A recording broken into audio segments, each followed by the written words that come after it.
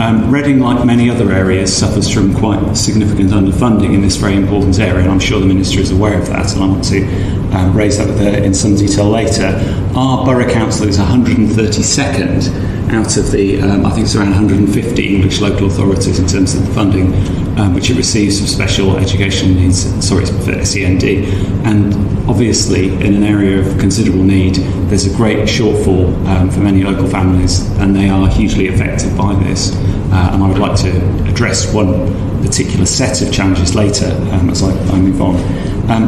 I wanted to first talk about the overall issue of the pressure on families at this time, and in particular to reflect on the very difficult year that so many families have been through. And I do hope that the Minister will particularly consider what this year means for those families who have a child with SEND, the intense additional pressures that those children and families have been through. And I'm sure she will be thinking about it. I would like her to perhaps meet with some families with me and to explore this further, because I believe that the very difficult issue of SEND and supporting families adequately in the system in a proper way has been quite exacerbated by this dreadful pandemic, and I do hope we can discuss that further.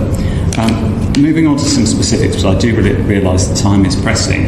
I think the points about the delays in the raising and diagnosing of particular problems are significant. That has been an issue in this country for many years, and we obviously need a much better supply of both trained staff, but also support in schools and in other settings.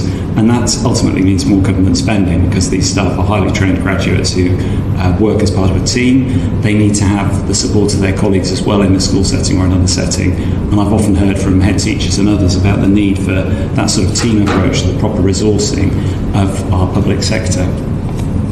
One particular point which I wondered if the Minister might meet with me, because it relates to a very important issue in my constituency, which I don't want to go into enormous details because it's actually sub judice, there's a court case coming up, but the issue of the transition of children with SEND from primary to secondary school is something which I would like to, if possible, discuss with her in person and with a local family, and I'd be very grateful. She's, I think, the Minister's nodding, so I very much appreciate her support with that. There are some particular issues which our local schools and families may be able to help her to explore further, and we'd like some support on this issue.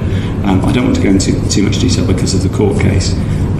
Like the men for Luton North, who I thought spoke very eloquently about this, there is some amazing work in our communities, and I also wanted to take the opportunity, like her, to thank some local groups. There are too many to mention all of them, but one particular group I would like to mention. I was a pleasure to help the families and staff at Redlands Primary School in Reading a few days ago working on their sensory garden.